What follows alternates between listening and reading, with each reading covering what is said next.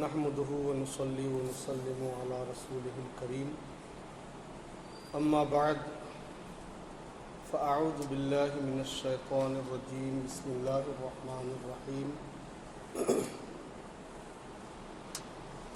فاتقوا النار التي وقودها الناس والحجارة وعدت للكافرين صدق الله العظيم وبلغنا رسوله النبي الأمين الكريم ونحن على ما قال ربنا لمن الشاهدين والشاكرين والحمد لله رب العالمين۔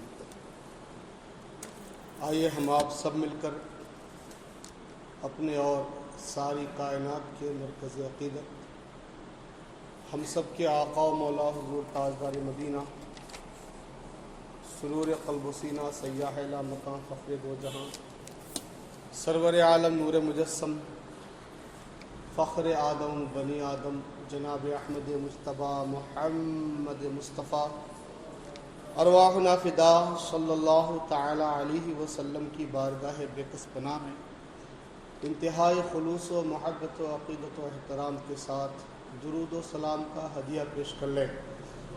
اللہم صلی علی سیدنا حبیبنا شفیعنا مولانا محمد وعلی آل سیدنا مولانا محمد بارک وسلم صلاۃ وسلام علیک یا رسول اللہ صلی اللہ تعالی علیہ وسلم۔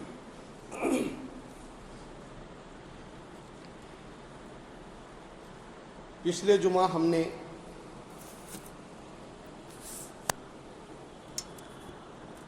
کچھ ایسے لوگوں کے بارے میں بیان کیا تھا جو دوزخ میں جائیں گے، اسی سلسلے کی یہ اگلی کڑی ہے، اور کچھ اور لوگ ہیں جو دوزخ میں جائیں گے۔ اللہ تبارک و تعالیٰ نے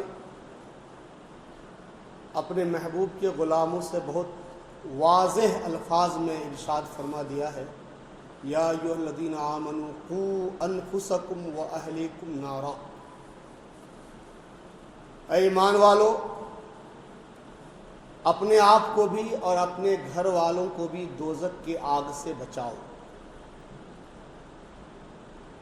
اور رسول اللہ صلی اللہ علیہ وسلم نے بھی کھلے الفاظ میں یہ بیان فرما دیا ہے کہ کون کون سے کام کرو گے تو دوزخ میں جاؤ گے۔ اب یہ ہمارے اوپر ہے کہ ہم خود کو اور اپنے بیوی بچوں کو گھر والوں کو دوزخ کی آگ سے بچاتے ہیں یا نہیں بچاتے ہیں۔ اگر بچانے کی کوشش کرتے ہیں تو انشاءاللہ کامیاب ہوں گے، اور اگر بچانے کی کوشش نہیں کرتے تو خود بھی دوزخ میں جائیں گے اور ہمارے گھر والے بھی دوزخ میں جائیں گے۔ اس لیے کہ گھر والوں کی ذمہ داری سربراہ کے اوپر ہوتی ہے، بیوی بچوں کی ذمہ داری باپ کے اوپر ہوتی ہے۔ کمال کی بات یہ ہے کہ ہم لوگ دوسرے معاملات میں اپنے گھر والوں کو اپنے بیوی بچوں کو بچانے کی کوشش کرتے ہیں، لیکن آخرت کا عذاب جو واقعتاً ہونے والا ہے اور سب سے خطرناک عذاب ہے، اس سے بچانے کی کوشش نہیں کرتے۔ یہ ہماری عقل ہے، ہم لوگ اپنے آپ کو عقل مند کہتے ہیں، لیکن ایسے عقل مند ہیں کہ دنیا میں تو بچانے کی کوشش کرتے ہیں جو فانی ہے، آخرت کے عذاب سے بچانے کی کوشش نہیں کرتے جو باقی ہے۔ دیکھیے چند ایسے لوگ، اس قسم کے لوگ جو دوزخ میں جائیں گے، اللہ تبارک و تعالیٰ کے کلام پاک اور رسول اللہ صلی اللہ علیہ وسلم کے احادیث کریمہ کی روشنی میں ان میں سے کچھ کو بیان کرنے کی کوشش کرتا ہوں۔ اللہ میرے بیان کرنے کو اور ہمارے آپ کے سننے کو اپنی بارگاہ میں قبول فرمائے اور ہم سب کو عمل کی توفیق دے۔ درود پاک پڑھ لیجیے۔ اللہم صلی علی سیدنا حبیبنا شفیعنا مولانا محمد وعلی آلہ واصحابہ وبارک وسلم صلاۃ و سلام علیک یا رسول اللہ صلی اللہ تعالی علیہ وسلم۔ مومن کو، کسی مسلمان کو جان بوجھ کر قتل کرنے والا دوزخ میں جائے. چنانچہ اللہ تبارک و تعالیٰ نے اپنے پاک کلام میں ارشاد فرمایا، سورہ نساء کی آیت نمبر 93، ارشاد ہے، اعوذ باللہ من الشیطان الرجیم، بسم اللہ الرحمن الرحیم، وَمَن يَقْتُلْ مُؤْمِنًا مُتَعَمِّدًا فَجَزَاؤُهُ جَهَنَّمُ خَالِدًا فِيهَا وَغَضِبَ اللَّهُ عَلَيْهِ وَلَعَنَهُ وَأَعَدَّ لَهُ عَذَابًا عَظِيمًا. جس نے کسی مومن کو جان بوجھ کر قتل کیا اس کی سزا دوزخ ہے، جس میں وہ ہمیشہ رہے گا، اور اس پر اللہ کا عذاب اور اس کی لعنت ہے، اور اللہ نے اس کے لیے سخت عذاب تیار کر رکھا ہے. دیکھ رہے ہیں نا، آج بات بات پر ہمارے مسلمان ایک دوسرے کے خلاف ہتھیار نکال لیتے ہیں. آئے دن سننے میں آتا رہتا ہے کہ فلاں محلے میں مرڈر ہو گیا، فلاں محلے میں ایک نے دوسرے کو چاقو مار دیا، فلاں محلے میں ایک نے دوسرے کو گولی مار دیا. سنتے رہتے ہیں یہ سب. کیا ہوگا سوچو. غصے کی آگ میں بھڑکنے والوں، دوزخ کی آگ تمہارے غصے کی آگ سے بہت زیادہ سخت ہے. اور پھر جب وہاں پہ دوزخ کی آگ میں بھڑکتی ہوئی آگ میں جانا پڑے گا تب تم کو معلوم ہوگا کہ اللہ کا عذاب کتنا دردناک اور کتنا سخت ہے. فرمایا جس نے کسی مسلمان کو جان بوجھ کر کے قتل کیا اس کا بدلہ، اس کی سزا صرف دوزخ ہی ہے. دوزخ ہی ہے اس کا، دوسرا کچھ بھی نہیں، دوزخ ہی ہے. اور اس کے ساتھ ساتھ فرمایا وَغَضِبَ اللَّهُ عَلَيْهِ، دوزخ کا عذاب تو ہے ہی ہے، ساتھ ہی ساتھ اس پر اللہ کا غضب بھی ہے. وَلَعَنَهُ اللَّهُ وَلَعَنَهُ، اور اس پر اللہ کی لعنت بھی ہے. لعنت کا مطلب ہے رحمت سے دور کرنا. جب رحمت ہی سے دور ہو جائے گا بندہ تو اس کے پاس بچے گا کیا. وَأَعَدَّ لَهُ عَذَابًا عَظِيمًا، اور اس کے لیے بڑا عذاب تیار کر رکھا ہے. دوزخ کا تو معمولی سا عذاب بھی بہت مشکل ہے، چہ جائے کہ بڑا عذاب. اس لیے غصے پہ کنٹرول رکھو. جہاں 4 برتن ہوتے ہیں وہاں تھوڑی بہت آواز ہوتی ہی ہے. تو برتن کے آواز ہونے کا یہ مطلب نہیں کہ آپ برتن کو اٹھا کے پھینک دو روڈ پر. عورتیں برتن دھوتی ہیں، دھوتے وقت تھوڑی بہت آواز ہوتی ہے، برتن سے برتن ٹکراتے ہیں، لیکن کوئی بھی عورت برتن کے آواز کی وجہ سے، ٹکرانے کی وجہ سے برتنوں کو باہر نہیں پھینکتی، بلکہ اسے دھو دھا کر کے سمیٹ کر کے رکھتی ہے. تو جہاں 10 لوگ 4 لوگ رہتے ہیں تھوڑی بہت آواز ہونی ہی ہے، تھوڑی بہت کھٹپٹ ہوگی ہی. لیکن اس کھٹپٹ کا مطلب یہ نہیں کہ چاقو نکال کے پیٹ میں گھونپ دو. ہاں؟ اللہ اللہ، اللہ کے عذاب سے ڈرو. اور سنو رسول اللہ صلی اللہ علیہ وسلم کی حدیث پاک جس کو امام ترمذی نے روایت کیا ہے، عن ابی سعید و ابی ہریرہ رضی اللہ عنہما عن رسول اللہ صلی اللہ علیہ وسلم قالوا لو ان اہل السماء و اہل الارض اشترکوا فی دم مؤمن لأکبہم اللہ فی النار. قال،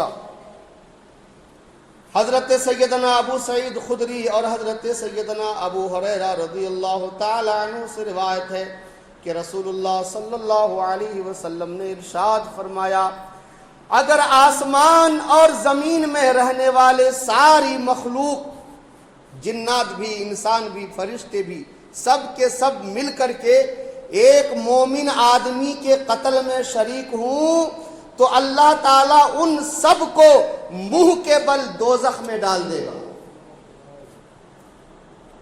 اگر ساری دنیا مل کر کے ایک آدمی ایک مسلمان کو قتل کرے تو اللہ تعالیٰ اس ایک مسلمان کے قتل کے بدلے میں ان ساروں کو، ان سب کے سب کو دوزخ میں ڈال دے گا۔ آپ کو پتا ہے دنیا میں سب سے پہلے قتل کرنے والا کون ہے؟ قابیل۔ ہاں، قابیل نے اپنے بھائی حابیل کو قتل کیا تھا، وہ بھی ایک عورت کی خاطر۔ حدیث پاک میں ہے دنیا میں اس کے بعد جتنے قتل ہوئے اور ہوں گے قیامت تک، ان سارے قتل کا گناہ جہاں قاتل پر ہوگا، قتل کرنے والے پر ہوگا، اس کے ساتھ ساتھ ان قاتلوں کے گناہ میں کوئی کمی ہوئے بغیر حابیل کو بھی وہ گناہ ہوگا، اس لیے کہ دنیا میں سب سے پہلا قتل اسی نے کیا تھا، قتل کی ایجاد اسی نے کی تھی۔ اسی سے فقہاء کرام نے مسئلہ یہ بھی ثابت کیا کہ دنیا میں جو کوئی برائی ایجاد کرے تو ایجاد کرنے والے کو اس برائی پر جتنے لوگ عمل کریں گے اس کے بعد ان سارے لوگوں پر تو گناہ ہوگا ہی، اور ان سارے لوگوں کے گناہ کے برابر گناہ جو ہے اس ایجاد کرنے والے پر ہوگا۔ تو بھائی میرے، بڑا دردناک معاملہ ہے۔ ایک مسلمان کی عظمت اللہ کے نزدیک کتنی بڑی ہے سوچو۔ حجۃ الوداع کے موقع پہ حضور نے ارشاد فرمایا صحابہ کرام سے کہ یہ کون سا مہینہ ہے؟ صحابہ کرام فرماتے ہیں کہ ہم نے سوچا شاید کوئی دوسرا نام بتائیں گے اس مہینے کا۔ فرمایا کہ یہ حرمت والا مہینہ ہے۔ اس کے بعد فرمایا یہ کون سا شہر ہے؟ صحابہ کرام چپ رہے، یہاں تک کہ گمان ہوا کہ شاید حضور اس کا کوئی دوسرا نام بتائیں گے۔ فرمایا یہ حرمت والا شہر مکہ ہے۔ پھر فرمایا یہ کون سا دن ہے؟ صحابہ کرام چپ ہیں، فرماتے ہیں کہ ہمیں لگا کہ شاید کوئی دوسرا دن نام رکھیں گے اس کا۔ پھر حضور نے خود ہی فرمایا کہ یہ حرمت والا دن قربانی کا دن ہے۔ اس کے بعد حضور نے فرمایا کہ ایک مسلمان کا دوسرے مسلمان پر عزت و حرمت ویسا ہی ہے جیسا کہ اس حرمت والے مہینے میں، اس حرمت والے شہر میں، اس حرمت والے دن کا جو مقام و مرتبہ ہے وہی مقام و مرتبہ ایک مومن کی عزت و آبرو کا بھی ہے، ایک مومن کے جان و مال کا بھی ہے۔ آپ سوچئے کتنی آسانی سے چاقو نکال کے پیٹ میں گھونپ دیتے ہیں، مجھے تو تعجب ہوتا ہے۔ اللہ اللہ۔ تو کسی مومن کو جان بوجھ کر قتل کرنے والا دوزخ میں جائے گا۔ فرمایا خالدن فیہا، ہمیشہ دوزخ میں رہے گا، اس پر اللہ کا غضب بھی ہوگا، اس پر اللہ کی لعنت بھی ہوگی۔ آگے آئیے،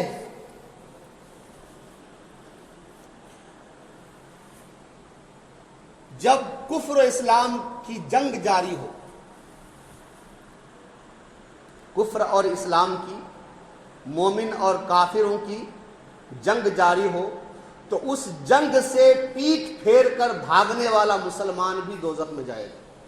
قرآن کریم میں اللہ تعالیٰ ارشاد فرماتا ہے وَمَن يُوَلِّهِمْ يَوْمَئِذٍ دُبُرَهُ إِلَّا مُتَحَرِّفًا لِقِتَالٍ أَوْ مُتَحَيِّزًا إِلَى فِئَةٍ فَقَدْ بَاءَ بِغَضَبٍ مِّنَ اللَّهِ وَمَأْوَاهُ جَهَنَّمُ وَبِئْسَ الْمَصِيرُ۔ جس نے کفار کے مقابلے سے پیٹھ پھیری مگر یہ کہ جنگی چال کے طور پہ ایسا کرے یا کسی دوسری وجہ سے، مثلا اپنی ہی فوج سے جا ملنے کے لیے ایسا کرے، یہ چھوڑ کر کے ان عذروں کے علاوہ جو بغیر کسی عذر شرعی کے کفار کے مقابلے سے پیٹھ پھیرے، اللہ نے اس نے اللہ کا غضب مول لیا، اس کا ٹھکانہ جہنم ہوگا جو بہت ہی برا ٹھکانہ ہے۔ بغیر عذر شرعی کے میدان جنگ سے فرار ہونے والا دوزخی ہے۔ آگے آئیے، یتیم کا مال ناحق کھانے والا بھی دوزخ میں جائے گا۔ اللہ تعالیٰ ہر مسلمان بچے کو ماں باپ کے سائے میں پروان چڑھائے، یہ دعا ہے۔ یتیمی بہت بڑی محرومی کا نام ہے، ہم لوگ اس چیز کو سمجھ نہیں سکتے۔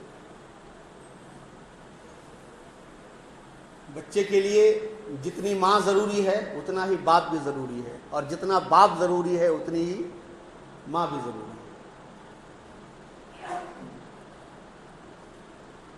آج کے زمانے میں جس کی لاٹھی اس کی بھینس والا معاملہ ہو گیا ہے، اور بھتیجے بھتیجیاں اگر چھوٹے ہیں تو چچا تاؤ جو ہے سمجھتے ہیں کہ کون ہے روکنے والا ہمیں، ہم جو چاہیں کریں اور اس کے مال میں جتنا چاہیں ہڑپ جائیں۔ لیکن سنو اللہ تعالیٰ کیا فرماتا ہے، اللہ کا ارشاد ہے، ان الذين يأكلون اموال اليتامى ظلما انما يأكلون في بطونهم نارا وسيصلون سعيرا۔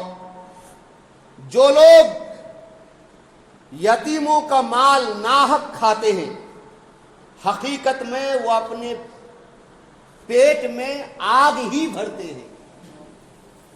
جو لوگ ناحق یتیموں کا مال کھاتے ہیں وہ اپنے پیٹ میں وہ مال و دولت نہیں، وہ بریانی نہیں، وہ قورمہ، وہ زردہ، وہ پلاؤ نہیں، وہ چکن فرائی اور مٹن فرائی نہیں، بلکہ اپنے پیٹ میں وہ آگ بھر رہے ہیں۔ اور ساتھ ہی ساتھ کیا ہوگا، وہ جہنم کی بھڑکتی ہوئی آگ میں ضرور ڈالے جائیں گے۔ یہ قرآن ہے، قرآن پاک کی آیتیں ہیں، اللہ کا ارشاد ہے۔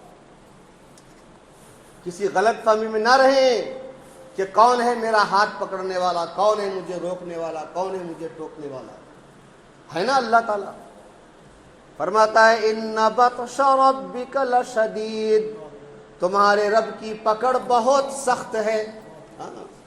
ابھی وہ ڈھیل دیتا ہے، کر لو، کتنا ظلم کرنا ہے، تم ظلم میں کتنا آگے بڑھ سکتے ہو دیکھ لیتے ہیں، لیکن جب وہ پکڑے گا تو وہ جو محاورہ ہے کہ پاؤں کے نیچے سے زمین نکل گئی، حقیقت میں پاؤں کے نیچے سے زمین نکل جائے گی۔ ہاں جی، تو یتیم کا مال ناحق کھانے والا دوزخ میں جائے گا۔ آگے آئیے، جو پاک دامن مومن عورت پر تہمت لگائے وہ بھی دوزخ میں جائے گا۔ ایسی بے خبر مسلمان عورتیں جنہیں دنیا کے بارے میں کچھ خبر نہیں، بھولی بھالی ہیں، ان عورتوں پر زنا کی تہمت لگانا، بد کرداری کی تہمت لگانا بہت بڑا گناہ ہے۔ اس کو قرآن عظیم میں بہتان عظیم فرمایا، سورہ نور کے اندر، بہت بڑا گناہ۔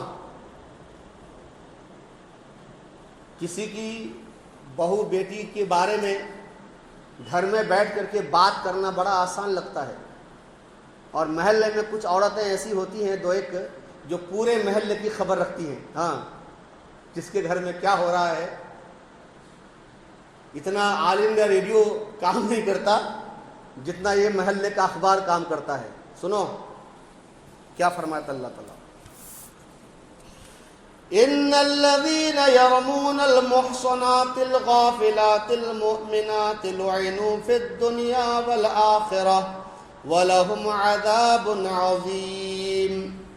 بے شک جو لوگ پاک دامن بے خبر مومن عورتوں پر تہمت لگاتے ہیں ان پر دنیا اور آخرت میں لعنت ہے اور ان کے لیے بہت بڑا عذاب ہے۔ یہ اللہ فرماتا ہے، ہمارا خدا فرماتا ہے۔ جو پاک دامن زنا کی تہمت لگانا آسان ہے، کسی پر بد کرداری کی تہمت لگانا آسان ہے، کیا سمجھتے ہیں آپ؟ ہاں؟ شرعی مسئلہ یہ ہے کہ 4 گواہوں نے دیکھا ہو، اور ایسے دیکھا ہو جیسے سوئی میں دھاگا ڈالتے ہیں، سوئی میں جو دھاگا ڈالتے ہیں، دھاگا ڈلا ہوا ہوتا ہے، جس طرح سوئی میں دھاگا ڈلا ہوا ہوتا ہے، ایسے 4 آدمیوں نے، وہ بھی 4 مسلمانوں نے، خالی مسلمانی، عادل ہونا چاہیے، متقی پرہیزگار جن کی گواہی شرعاً قبول ہوتی ہے، ایسے 4 مسلمانوں نے زنا کرتے ہوئے اس طرح دیکھا ہو جس طرح سوئی کے اندر دھاگا ڈالا ہوا ہوتا ہے، اس صورت میں جا کر کے وہ الزام ثابت ہوگا۔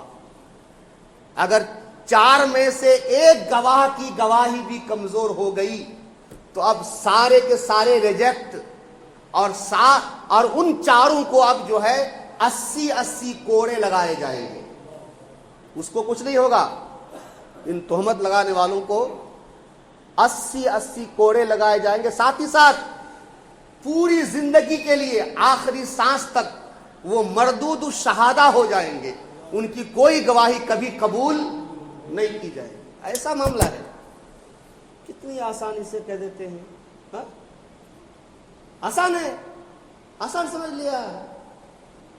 اعلیٰ حضرت رضی اللہ تعالیٰ عنہ کے مکان میں کچھ مزدور کام کر رہے تھے، کام کے دوران ایک مزدور نے دوسرے مزدور کو مذاق میں کہہ دیا حرامی، ابے حرامی۔ اعلیٰ حضرت پاسی میں بیٹھے تھے، سن لیے، اس کو بلایا، فرمایا لاؤ اس کی ماں۔ حرامی کا مطلب کیا ہوا؟ حرامی کا مطلب سب سے صاف یہ ہے کہ اس کی ماں نے جو ہے کسی غیر مرد سے زنا کروایا، اس سے یہ پیدا ہوا۔ تو فرمایا لاؤ اس کی ماں کے زنا پر 4 گواہیاں پیش کرو، نہیں تو تم کو چھوڑیں گے نہیں۔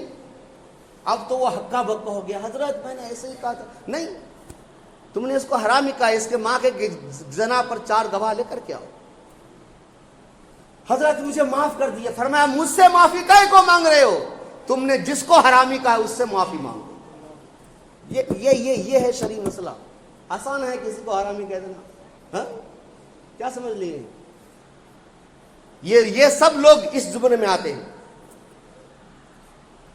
اسی زمرے میں آتے ہیں، جو لوگوں پر پاک دامن مسلمان مرد یا عورت پر جو تہمت لگاتے ہیں، ایسے لوگوں کے لیے رب نے، اللہ اکبر،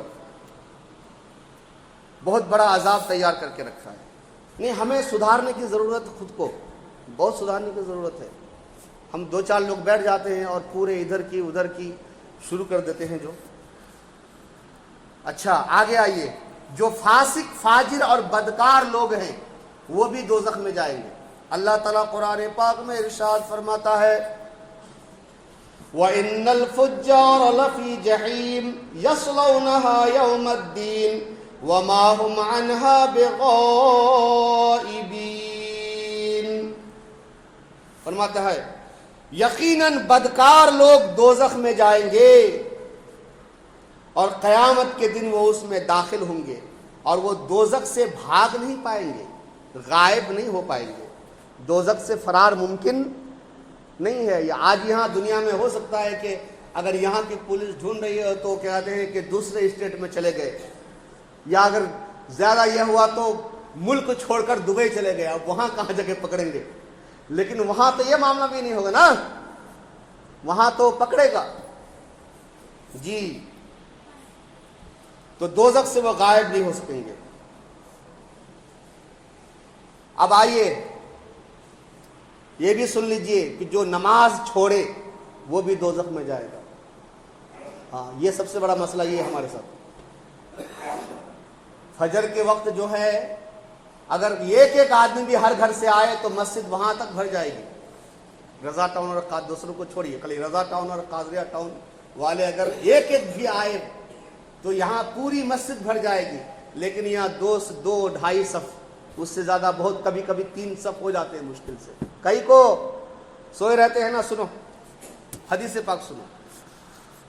عن عبد الله بن عمرو بن عاص رضي الله عنهما عن النبي صلى الله عليه وسلم أنه ذكر الصلاة يوما فقال من حافظ عليها كانت له نورا وبرهانا ونجاة يوم القيامة وَمَن لَّمْ يُحَافِظْ عَلَيْهَا لَمْ يَكُن لَّهُ نُورٌ وَلَا بُرْهَانٌ وَلَا نَجَاةٌ وَكَانَ يَوْمَ الْقِيَامَةِ مَعَ قَارُونَ وَفِرْعَوْنَ وَهَامَانَ وَأُبَيِّ بْنِ خَلَف۔ اللہ اکبر۔ حضرت سیدنا عبداللہ بن عمرو بن عاص رضی اللہ تعالیٰ عنہما سے روایت ہے کہ نبی اکرم صلی اللہ تعالیٰ علیہ وسلم نے ایک دن نماز کا ذکر کرتے ہوئے فرمایا، جس شخص نے نماز کی حفاظت کی اس کے لیے نماز قیامت کے دن نور بن جائے گی، برہان بن جائے گی، نجات کا سبب بن جائے گی، اور جس نے نماز کی حفاظت نہیں کی اس کے لیے نہ تو نور ہوگا، نہ برہان ہوگا، نہ نجات ہوگی۔ قیامت کے دن اس کا انجام قارون کے ساتھ، فرعون کے ساتھ، حامان کے ساتھ اور ابی ابن خلف کے ساتھ ہوگا۔ قارون کو تو سب جانتے ہیں نا، زمین میں دھسا دیا گیا، اس کا وہ بھی، اس کا خزانہ بھی۔ فرعون کو بھی سب جانتے ہیں، ہاں، انا ربکم الاعلی کہا کرتا تھا، میں تمہارا سب سے بڑا خدا ہوں، لوگوں سے اپنے کو سجدہ کرواتا تھا۔ ایسا ڈوبا کہ اس کی لاش قیامت تک کے لیے عبرت کا سامان بن گئی۔ مصر کے میوزیم میں آج بھی اس کی لاش لوگوں کے لیے عبرت کا سامان ہے۔ حامان فرعون کا وزیر تھا، وزیر صاحب، فرعون نے اسی حامان سے کہا تھا، یا حامان ابن لی صرحا، حامان میرے لیے ایک اتنا اونچا محل بناؤ کہ میں موسیٰ کے خدا تک پہنچ سکوں۔ ہاں، یہ حامان۔ اور ابی ابن خلف جانتے ہیں کون ہے یہ؟ ایسا بڑا کافر تھا یہ کہ اس نے ایک اونٹ پال رکھا تھا، یہ اونٹ یا گھوڑا پال رکھا تھا، اور ایک تلوار بنا کے رکھی تھی، اور کہا کرتا تھا کہ میں اس گھوڑے پہ چڑھ کے محمد صلی اللہ علیہ وسلم کو قتل کروں گا۔ نعوذ باللہ من ذالک۔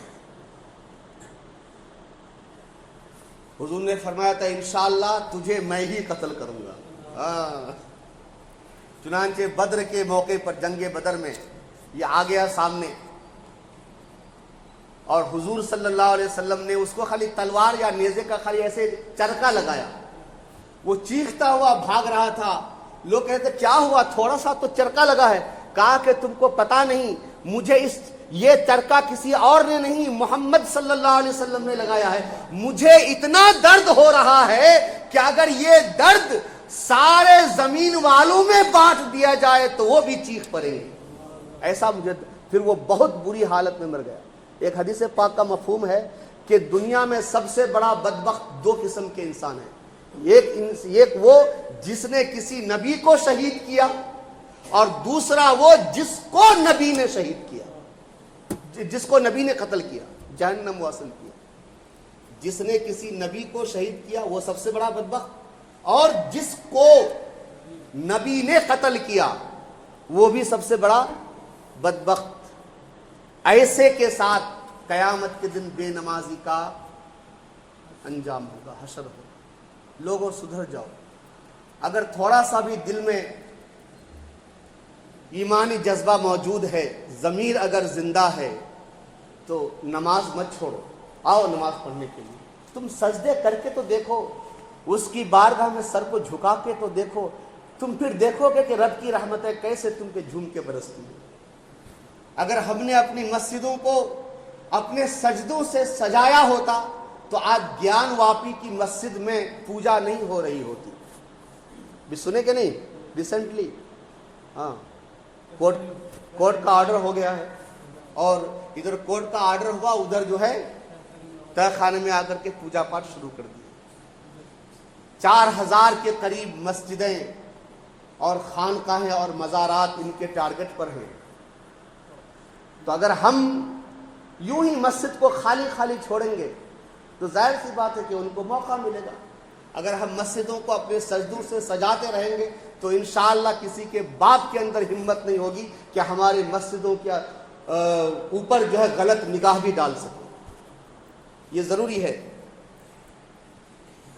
استطاعت کے باوجود حج نہ کرنے والے بھی دوزخ میں جائیں گے. اللہ نے پیسہ دیا ہے, حج کر سکتے ہیں, اس کے باوجود بھی حج نہیں کر رہے ہیں, ایسے لوگ بھی دوزخ میں جائیں گے. حدیث پاک سنیں. عن عمر بن الخطاب رضی اللہ عنہ انہ قال لقد هممت ان ابعث رجالا الى هذه الامصار فلينظروا كل من كان له جدة ولم يحج ليضربوا عليهم الجزية ما هم بمسلمين ما هم بمسلمين.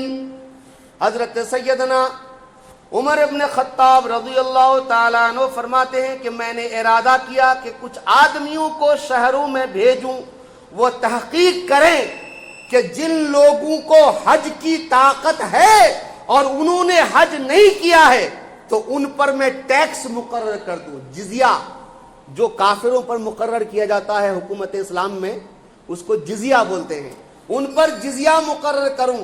ایسے لوگ مسلمان نہیں ہیں, ایسے لوگ مسلمان نہیں ہیں. حضرت عمر فاروق امیر المومنین مراد رسول جی, جن کو حضور نے اللہ سے مانگ کے لیا تھا, وہ کہہ رہے ہیں کہ ایسے لوگ مسلمان ہی نہیں ہیں, مسلمان ہی نہیں ہیں. ایک بار نہیں, دو بار فرما رہے ہیں. لہٰذا اگر اللہ نے پیسہ دیا ہے اور آپ وہاں تک جا سکتے ہیں, زیادہ رہا آپ کو میسر ہے, حج کرنے میں تاخیر مت کیجیے.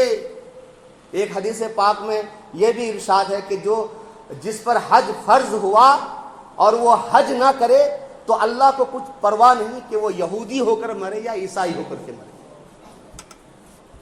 سمجھ رہے نا؟ اللہ توفیق عطا فرمائے. حضور صلی اللہ علیہ وسلم کی طرف غلط بات منسوب کرنے والا بھی دوزخ میں جائے گا. اور یہ اس سلسلے میں جو حدیثیں ہیں وہ 22 سے زیادہ صحابہ کرام سے مروی ہے, اور امت کا اس پر اجماع ہے کہ یہ حدیث جو ہے متواتر حدیث ہے, سب کے نزدیک متواتر حدیث ہے.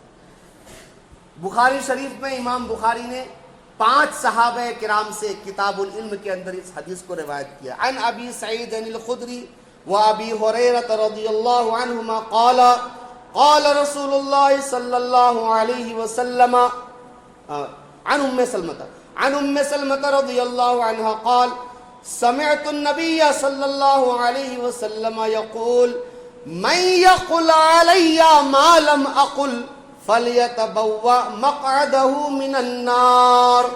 حضرت سیدہ ام المومنین ام سلمہ رضی اللہ تعالی عنہ سے روایت ہے کہ میں نے نبی اکرم صلی اللہ علیہ وسلم کو فرماتے ہوئے سنا, جس شخص نے میری طرف ایسی بات منسوب کی جو میں نے نہیں کہی, وہ اپنا ٹھکانہ دوزخ میں بنا لے.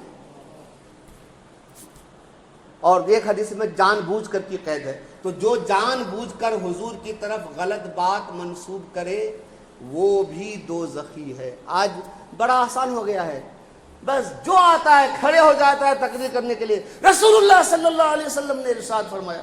ارے تم کو پتا بھی ہے کہ یہ حدیث کے الفاظ کیا ہیں, اس کی سند کیا ہے, اور اس کو کس نے روایت کیا ہے, کچھ پتا نہیں. بس اردو کتاب میں کہیں پڑھ لیا, ہاں تبلیغ نصاب پڑھ لیا, یہ پڑھ لیا, وہ پڑھ لیا, یا کہتے ہیں کہ فیس بک میں یا واٹس ایپ میں دیکھ لیا اور دھڑلے سا بیان کرتے ہیں. اسے خود پتا نہیں ہوتا کہ یہ حدیث ہے. یا یاد رکھو, حدیث پاک بیان کرنا, یہ بات کہنا کہ حضور نے ایسا کہا, آسان نہیں ہے, بڑا مشکل معاملہ ہے. اتنا مشکل معاملہ ہے کہ ذرا سی گڑبڑی ہو گئی تو بندہ دوزخی ہو جائے گا. اور علامہ عینی نے اس حدیث پاک کی شرح میں فرمایا عمدۃ القاری کے اندر کہ حدیث پاک بیان کرتے ہوئے یہ بھی ضروری ہے کہ علم صرف, علم نحو کے قواعد کی بھی رعایت کرے, ساتھ ہی ساتھ حروف کے تلفظ کی بھی رعایت کرے. اگر ہے تو ہے ادا کرے, ضاد ہے تو ضاد ادا کرے, مکمل طور سے جیسے الفاظ حضور کی زبان مبارک سے نکلے تھے، صحابی نے بتایا تھا، راوی نے روایت کیا تھا، اسی طرح سے بیان کرے تو خیریت ہے۔ تھوڑی سی گڑبڑی بھی ہوئی تو وہ بھی اس وعید میں داخل ہو جائے گا۔ بڑا مشکل معاملہ ہے۔ ہر ایرے غیرے نتھو خیرے اٹھ کر کے کھڑے ہو جاتے ہیں، رسول اللہ صلی اللہ علیہ وسلم نے فرمایا۔ آسان ہے؟ آسان نہیں ہے، بہت مشکل ہے معاملہ۔ یہ ایک اور حدیث پاک میں بیان کر دیتا ہوں۔ تکبر کرنے والا دوزخ میں جائے گا۔ تکبر کرنے والا، گھمنڈ کرنے والا دوزخ میں جائے گا۔ سن لیجئے حدیث پاک۔ عن ابی سعید الخدری و ابی ہریرہ رضی اللہ عنہما قال قال رسول اللہ صلی اللہ علیہ وسلم العز ازارہ والکبریاء رداؤہ فمن ینازعنی عذبتہ۔ حضرت سیدنا ابو سعید خدری رضی اللہ تعالی عنہ اور حضرت سیدنا ابو ہریرہ رضی اللہ تعالی عنہ، ان دونوں حضرات سے روایت ہے کہ نبی اکرم صلی اللہ علیہ وسلم نے ارشاد فرمایا، عزت اللہ کا ازار ہے، کبریائی اس کی چادر ہے۔ تو جو شخص، اللہ فرماتا ہے، جو شخص مجھ سے یہ چھیننے کی کوشش کرے گا میں اس کو عذاب دوں گا۔ معلوم ہوا دنیا میں کسی کو تکبر کرنے کا حق نہیں ہے۔ ہاں جی، میں نے بھی پڑھا ہے کریمہ سعدی میں، کریمہ میں، ہاں بچپن میں پڑھا ہے وہ۔ ہاں، تکبر عزازیل را خار کرد، بزندان لعنت گرفتار کرد۔ تکبر نے عزازیل کو ذلیل کر دیا۔ عزازیل جانتے نا کون؟ ابلیس کا نام عزازیل تھا۔ تو تکبر نے عزازیل کو ذلیل و خوار کر دیا اور لعنت کے کنویں میں، قید خانے میں ہمیشہ کے لیے قید کر دیا۔ اب ہمیشہ ہر انسان، ہر مسلمان پڑھتا ہے اعوذ باللہ من الشیطان الرجیم، میں اللہ کی پناہ لیتا ہوں مردود شیطان سے۔ قیامت تک روزانہ لاکھوں مسلمان، کچھ نہیں تو کم سے کم نماز میں جب تکبیر تحریمہ باندھ کر کے ثنا پڑھتا ہے تو اس کے بعد کہتا ہے اعوذ باللہ من الشیطان الرجیم۔ آپ سوچو، تو تکبر نہ کو کرو۔ گھمنڈ کرنے والے اللہ کو پسند نہیں ہے، اور اللہ تبارک و تعالیٰ خود فرماتا ہے کہ میں ایسے لوگوں کو عذاب دوں گا۔ اللہ کریم، اور بھی بہت ساری چیزیں ہیں انشاءاللہ بیان کروں گا۔ بدھ کے دن